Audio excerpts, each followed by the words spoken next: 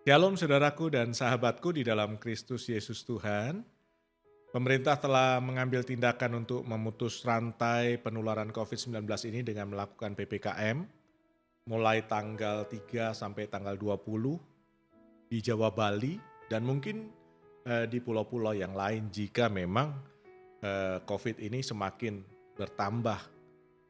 Dan kita menyadari bahwa ini keadaan yang darurat terjadi di Indonesia, bahkan di negara yang lain juga. Banyak yang terpapar COVID, banyak yang harus isolasi mandiri, banyak yang harus ada di rumah sakit, sehingga rumah sakit di kota-kota di Indonesia pada umumnya, di Jakarta, di Surabaya, mengalami penumpukan sehingga penuh dan banyak orang kemudian mengalami kesulitan untuk mereka bisa mendaftarkan diri untuk rawat inap di rumah sakit. Kita melakukan PPKM, kita mendukung pemerintah, kita bersama-sama menjaga untuk tidak keluar rumah sebagai warga surga dan sebagai warga negara Indonesia yang baik. Mari kita mendukung kebijakan pemerintah ini, pemberlakuan pembatasan kegiatan masyarakat, jangan pergi kemana-mana jika itu tidak penting. Tetap melakukan protokol kesehatan dengan sangat ketat, sangat disiplin, karena itu yang diperlukan hari-hari ini. Sering-seringlah cuci tangan, sering-seringlah saudara untuk terus selalu menggunakan masker. Mungkin hari-hari ini perlu menggunakan double masker ya, sehingga kita bisa menjaga tidak terpapar COVID dan kita tetap sehat dan kita bisa tetap melakukan banyak aktivitas kita dengan kekuatan, dengan kesehatan, dengan pertolongan Tuhan. Saya ingin mengajak kita semua untuk melakukan ujian, penyembahan, kesembuhan mujizat, PPKM. Kita akan melakukan ini bersama-sama bukan hanya di Jawa Bali tetapi di seluruh Indonesia. Ayo kita menyembah, ayo kita bersyukur kepada Tuhan, ayo kita memuji Tuhan. Saya perlu Tuhan, saudara perlu Tuhan, kita perlu Tuhan. Sebab tanpa Tuhan kita nggak bisa buat apa-apa. Kita perlu berdoa bersama-sama, kita perlu menyembah bersama-sama, kita harus terus bersyukur kepada Tuhan. Mari kita memuji, kita menyembah Tuhan. Jika saudara tahu lagu ini, kita nyanyikan lagu ini bersama-sama dengan segenap hati, dengan iman percaya. Kita mau menikmati Tuhan, menikmati hadirat Tuhan, menikmati pertolongan Tuhan. Kami percaya kasih-Mu Tuhan selalu ada dalam hidup kami. Kasih-Mu yang tidak pernah berubah sampai selama-lamanya.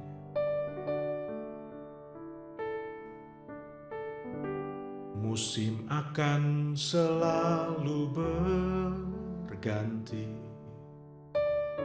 kasih Tuhan tetap abadi, takkan berubah sampai selamanya. Ku tetap percaya, ku yakin Tuhan memberkati. Ku yakin Tuhan melindungi. Burung di udara Tuhan pelihara karena kasih-Nya. Tuhan selalu menolongku, selalu menjagaku. Sehelai di rambutku tak akan terjatuh tanpa seizin-Mu. Tuhan selalu menolongku, selalu menjagaku.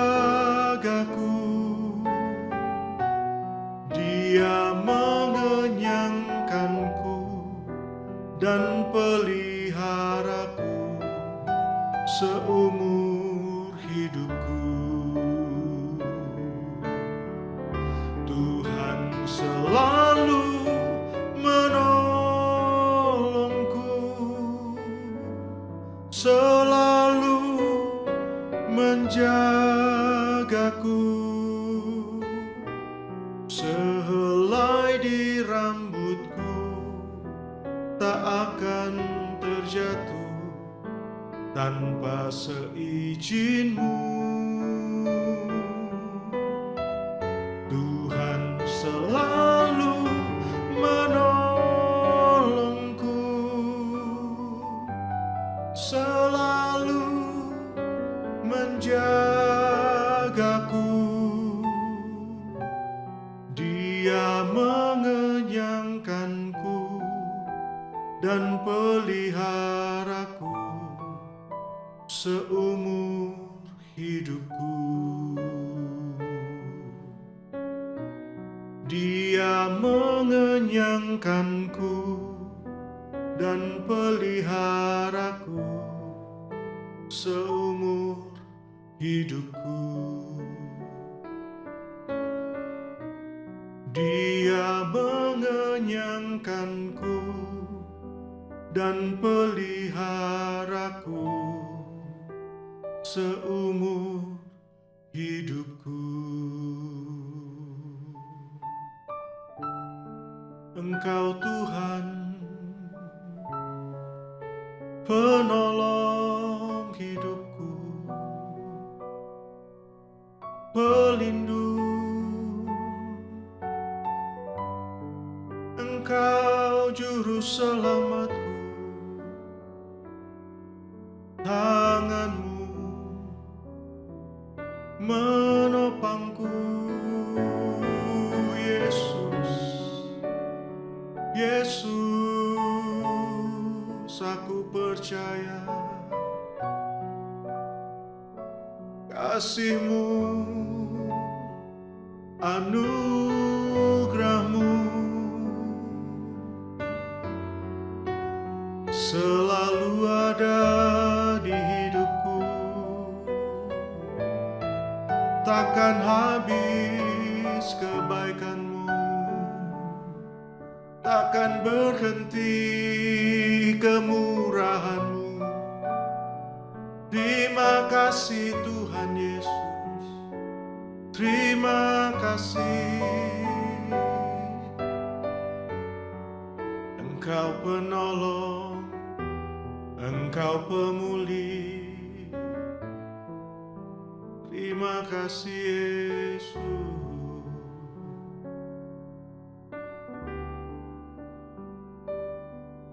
Kami mengandalkan Engkau Tuhan, satu-satunya yang ku andalkan, satu-satunya yang ku percaya.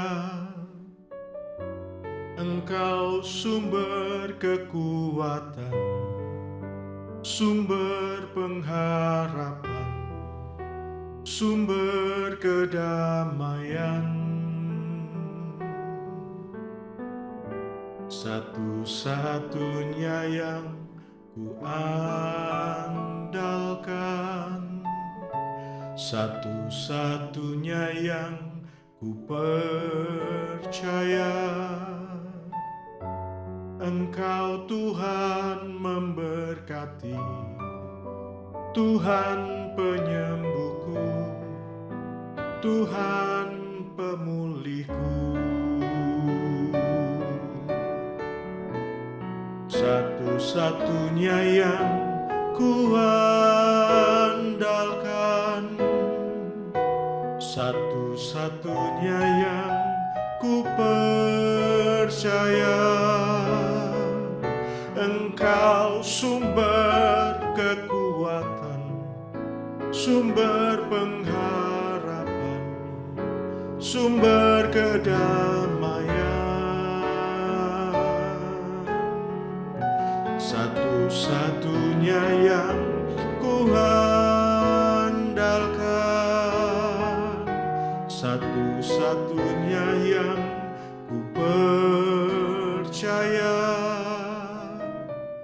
Engkau Tuhan memberkati, Tuhan penyembuhku, Tuhan pemulihku.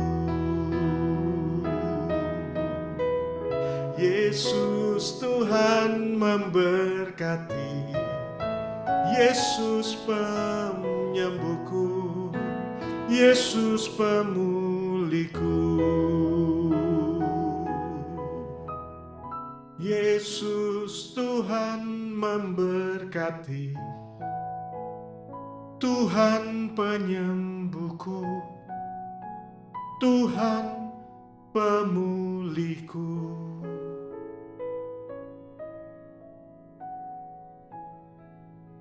Pujian yang mengingatkan kita bahwa kita masih punya Tuhan yang selalu menolong kita, yang menyembuhkan kita, yang memulihkan kita. Percaya katakan amin. Dalam kehidupan kita ini perlu mujizat. Kita perlu mujizat setiap hari. Bahkan seumur hidup kita perlu mujizat Tuhan. Dan kita percaya bahwa sampai hari ini Tuhan Yesus masih membuat mujizat. Itu adalah favor, itu adalah anugerah yang Dia berikan kepada kita.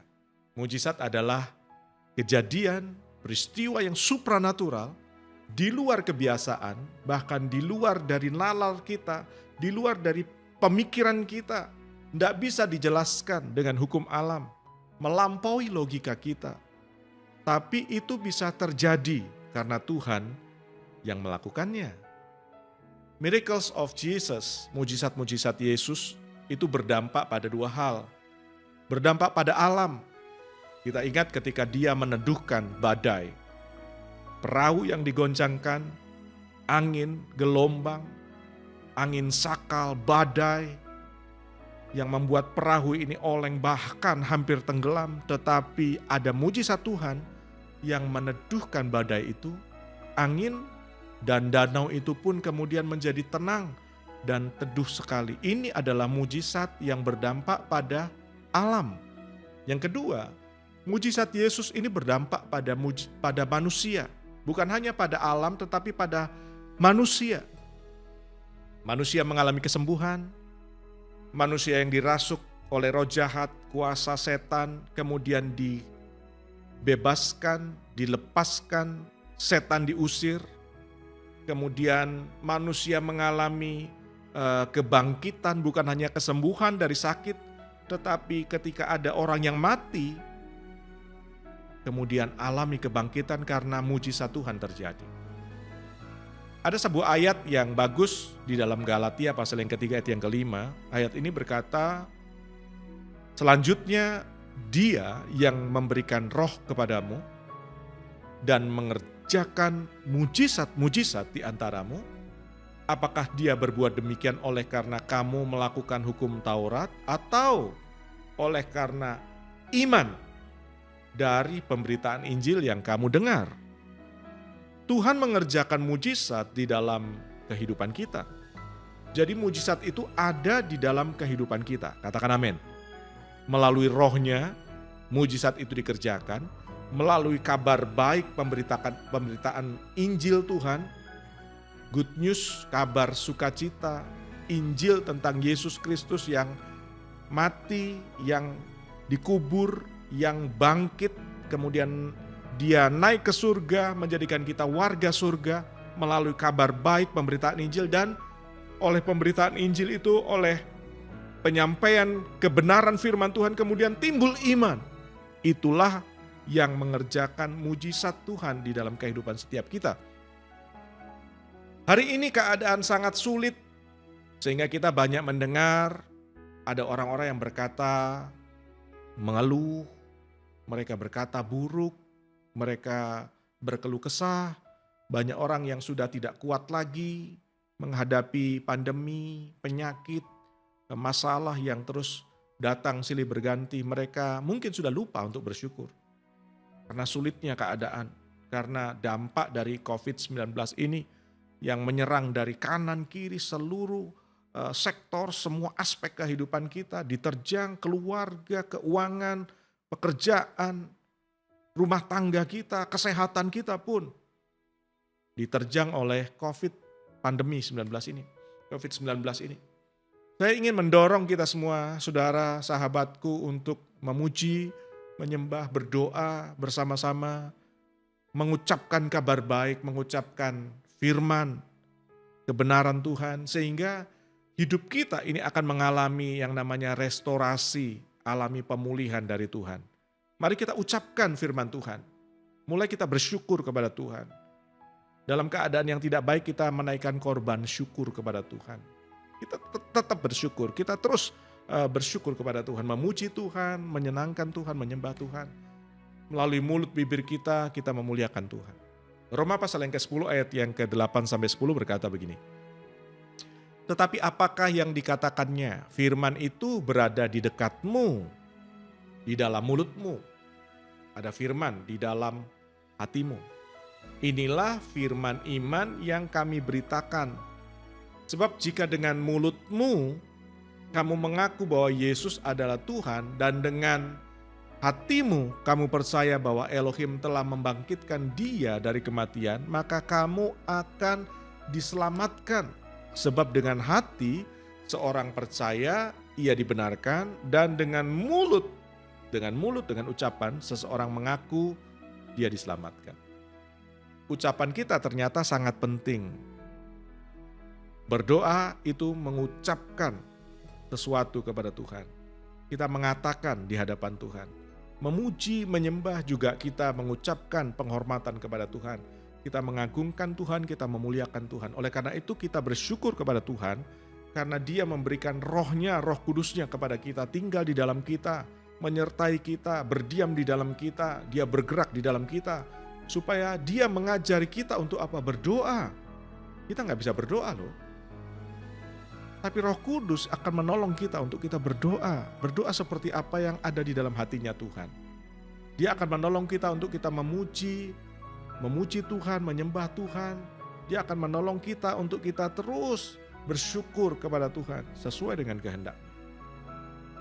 Saya teringat dengan seseorang yang melayani cukup lama, orang yang senior bagi saya. Orang ini berkata kepada Tuhan, minta agar Tuhan memberikan kekuatan kepadanya. Dan Tuhan memberikan kekuatannya kepada hamba Tuhan ini. Seorang yang sudah melayani selama 17 tahun, dia harus menunggu anak sulungnya untuk berkata iya, melanjutkan pekerjaan pelayanan yang Tuhan sudah percayakan kepada hamba Tuhan ini. Dia menunggu. Anaknya tidak tahu bahwa orang tuanya ini, ayahnya ini sedang sakit. Dia sudah diangkat ginjalnya, jadi dia hidup melayani dengan satu ginjal. Selama 17 tahun dia melayani dengan satu ginjal. Dia keluar kota, dia melayani, dia setir mobil sendiri. Kemudian saya mendengar bahwa kreatinnya sudah di angka 16, kemudian terakhir ya di angka 26. Keadaannya semakin tidak baik, tetapi Tuhan memberikan kekuatan kepadanya. Sampai kemudian anaknya yang ditunggu-tunggu untuk bisa melanjutkan pelayanan di gereja yang sudah dibangun sejak tahun 86, sejak 32 tahun yang lalu. Akhirnya anak ini berkata iya untuk melanjutkan. Dan setelah ditabiskan di gereja di hadapan rekan-rekan aktivis pelayan Tuhan yang lain, di hadapan jemaat, kemudian hamba Tuhan ini tidur di rumahnya, dan pada waktu tidur dia pulang ke rumah Bapa. Dia menyelesaikan tugas, mentabiskan anaknya menjadi penerus pelayanannya, dan dia meninggalkan dengan senyuman. Well done, sudah selesai. Sebelum kita lanjutkan, saya ingin mengajak saudara untuk menyembah Tuhan. Masih ada Tuhan yang memberikan kekuatan kepada kita. Waktu kita lemah, kita perlu kekuatan Tuhan. Kita minta, Tuhan, Engkau berikan kekuatan kepadaku. Saya percaya Tuhan itu baik, Dia sangat baik. Dia memberikan kekuatannya kepada kita. Kalau saudara tahu pujian ini, mari bersama-sama kita naikkan pujian ini dengan segenap hati, percaya bahwa ada kekuatan Tuhan. Di dalam Yesus Kristus Tuhan, kita memuji Dia, kita menikmati hadirat-Nya, kita menikmati jamahan-Nya, kita menerima kekuatan Tuhan. Haleluya.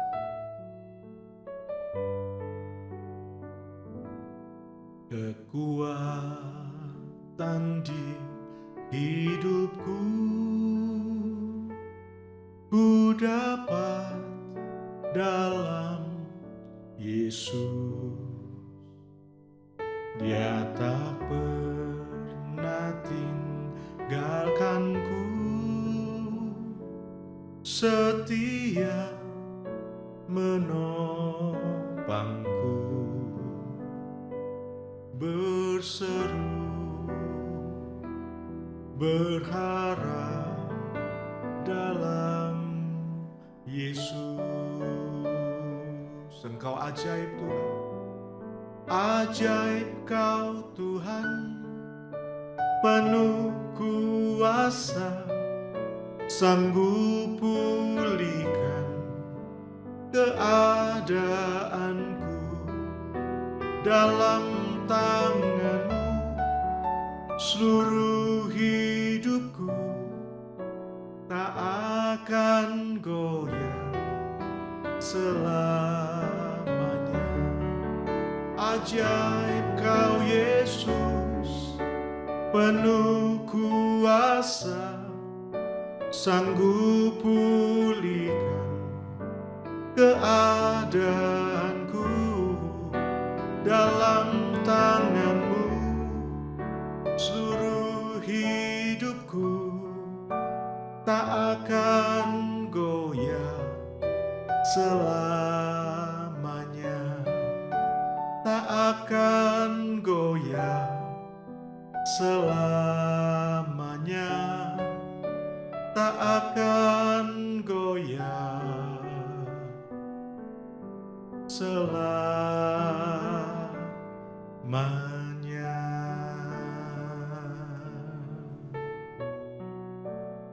Engkau kekuatan kami,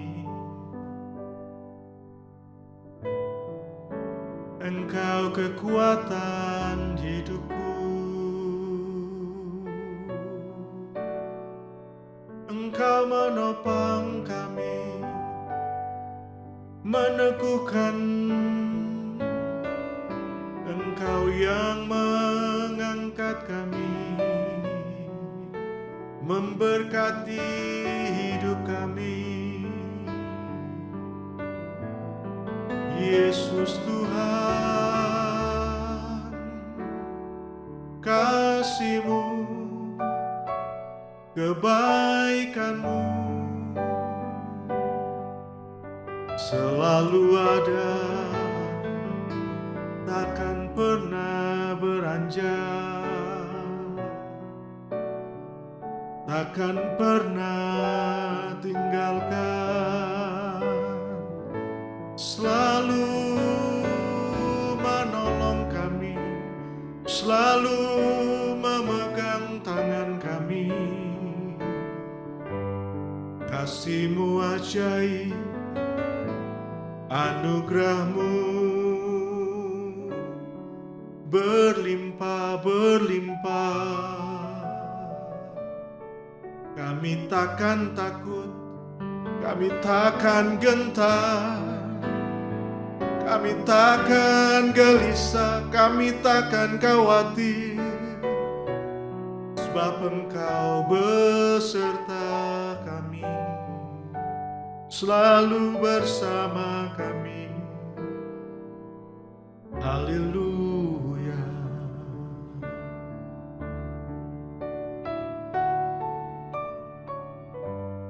Tak usah ku takut, sebab Kau sertaku. Tak usah ku bimbang, Kau di dalamku. Tak usah ku susah, Kau penghiburku. Saat ku lemah, Kau kuatku. Tak usah ku takut, sebab sebab kau sertaku, tak usah ku bimbang, kau di dalamku, tak usah ku cemas, kau penghiburku, saat ku lemah, kau kuatku. Ku nyanyi haleluya,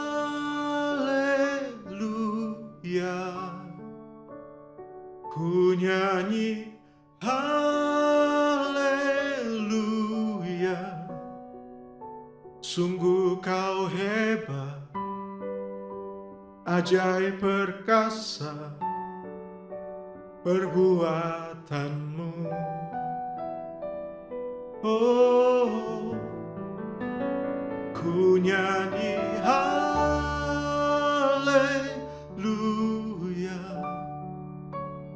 ku nyanyi haleluya.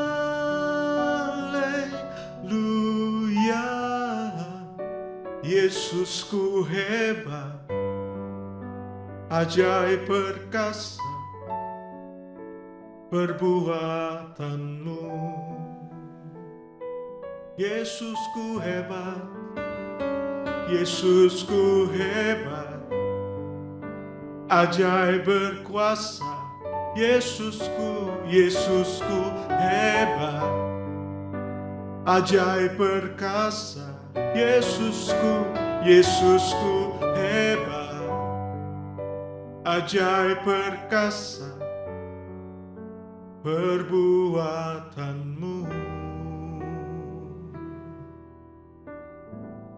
Di hidupku.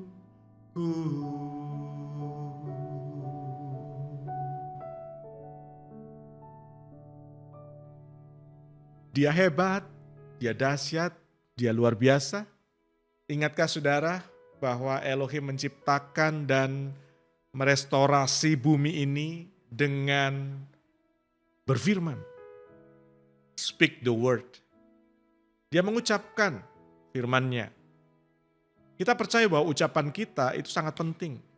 Ucapan berkaitan dengan mujizat. Saya akan menunjukkan pentingnya hal ini. Ada beberapa contoh, tapi saya akan tunjukkan 2 contoh saja. Yang pertama adalah kisah di dalam Markus 7 ayat 26-29, kisah tentang perempuan Sirofenisia.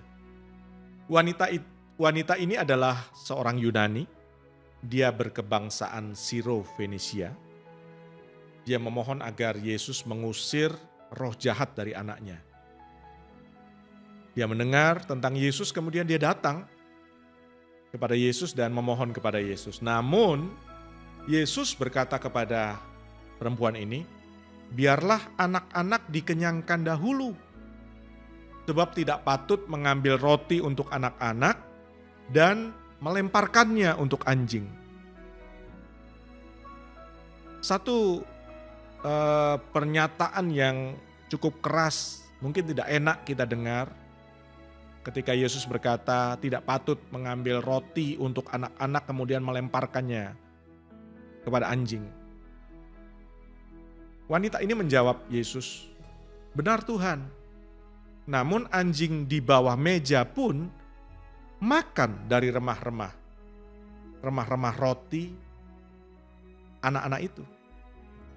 Kemudian Yesus berkata, karena perkataanmu itu, saya ulang lagi, karena perkataanmu itu, pulanglah sebab roh jahat itu sudah keluar dari anakmu.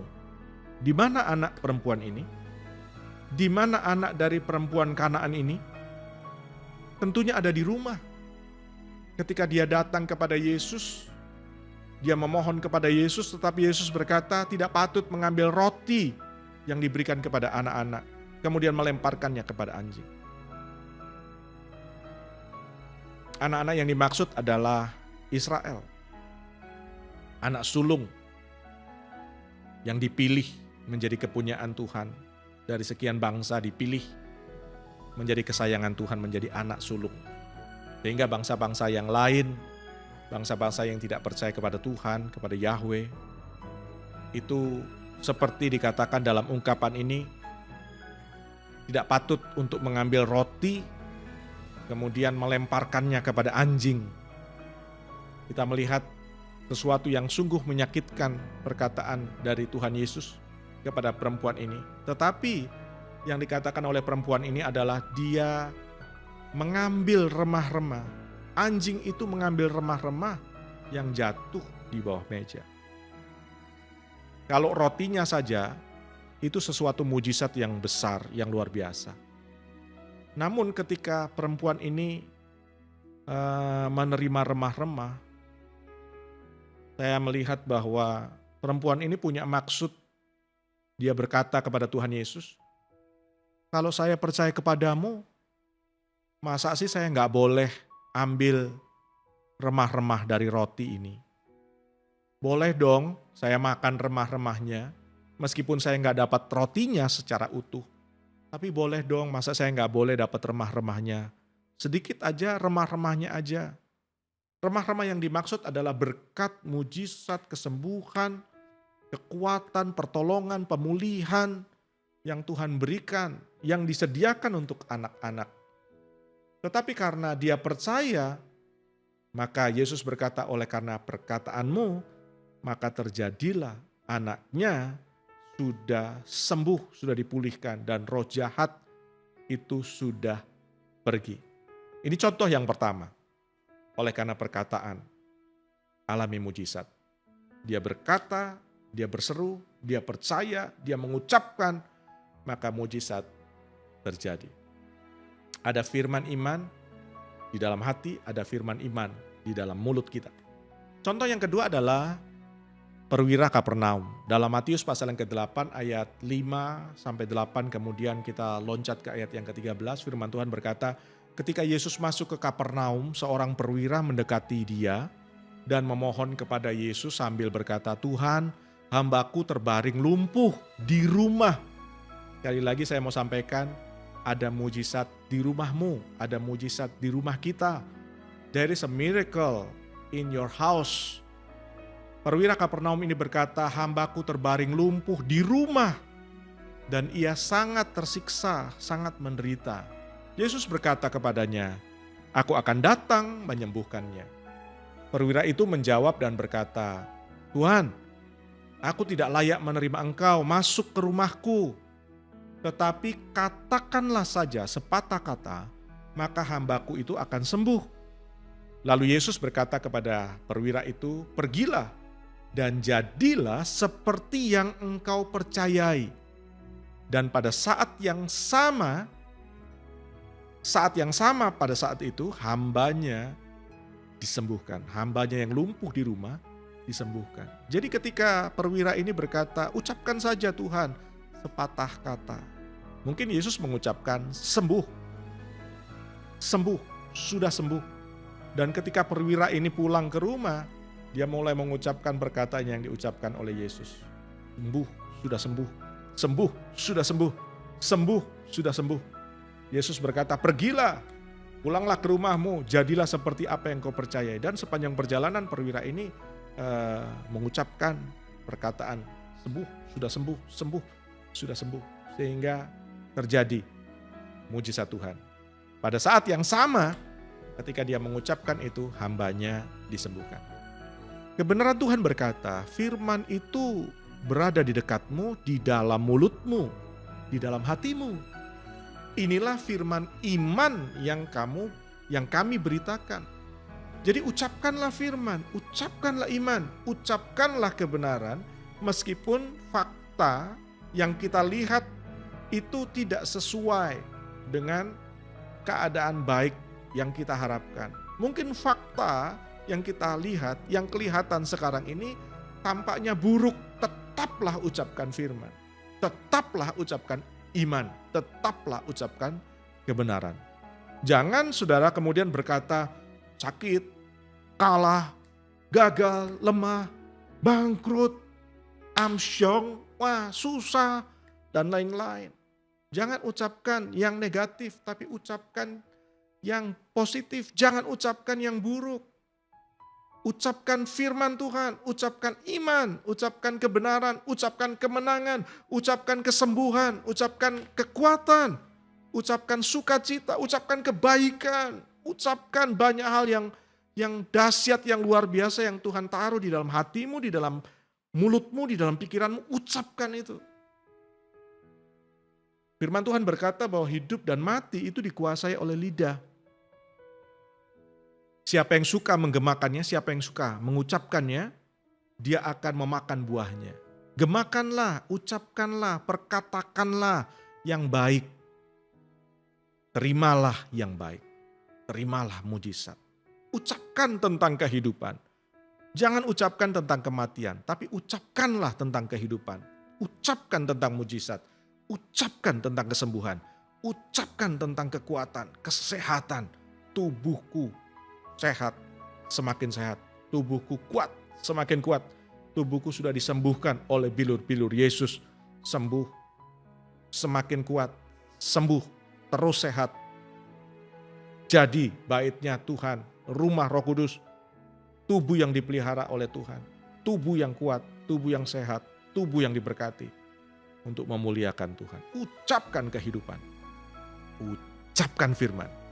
Ucapkan iman. Kita akan berdoa bersama-sama. Saudara yang percaya sudah bisa angkat tangan. Kita akan minta Roh Kudus untuk menolong kita berdoa, untuk kita bersyukur. Kita percaya bahwa berdoa bersama dengan Tuhan, berdoa dengan kekuatan Tuhan, karena Roh Kudus yang paling tahu apa yang ada di dalam hati Tuhan, apa yang ada di dalam hati Bapa. Dan Roh Kudus akan mendorong kita, menolong kita untuk berdoa seperti apa yang ada di dalam hati Bapa. Mari kita berdoa, mari angkat tanganmu. Percaya, berserah, ucapkanlah hal-hal yang baik tentang hidupmu. Berkati hidupmu, taruh tanganmu di atas kepalamu, di hatimu, di dalam kehidupanmu. Ucapkan, aku diberkati, aku sembuh, aku sehat, aku ditolong, aku dikuatkan, aku menang, aku berhasil, aku sukses. Roh Kudus tolong kami untuk kami bersyukur. Engkau yang menaruh firman iman di hati kami, di mulut kami. Apa yang kami ucapkan saat ini di dalam hadirat-Mu, kami percaya terjadi mujizat, terjadi kesembuhan. Kami mengucapkan firman kebenaran-Mu yang memerdekakan kami. Kami sudah dimerdekakan, kami sudah disembuhkan, kami dikuatkan. Tuhan menolong kami. Kami saat ini sudah diberkati di dalam nama Tuhan Yesus Kristus. Di dalam nama Tuhan Yesus Kristus, terimalah mujizat, terimalah kesembuhan, terimalah kekuatan Tuhan, terimalah kesehatan, terimalah anugerah Tuhan, terimalah keselamatan. Di dalam Yesus Kristus Tuhan. Percaya doa ini dijawab, katakan amin. Mujizat terjadi di dalam rumah. There is a miracle in your house. Terjadi mujizat di rumahmu sekarang. Ketika engkau percaya, ketika engkau berharap, ketika engkau mengucap syukur kepada Tuhan. Percayalah anugerah Tuhan dalam hidupmu dahsyat. Dia ajaib, dia luar biasa. Terjadi kesembuhan, terjadi mujizat di dalam rumahmu. Kita perkatakan sesuai dengan firman iman, Yesus berdaulat atas kehidupan kita. Yesus adalah Tuhan, Yesus adalah juru selamat kita. Amin. Sembuh, diberkati, terima mujizat, jadi langganan mujizat. Tuhan Yesus memberkati kita.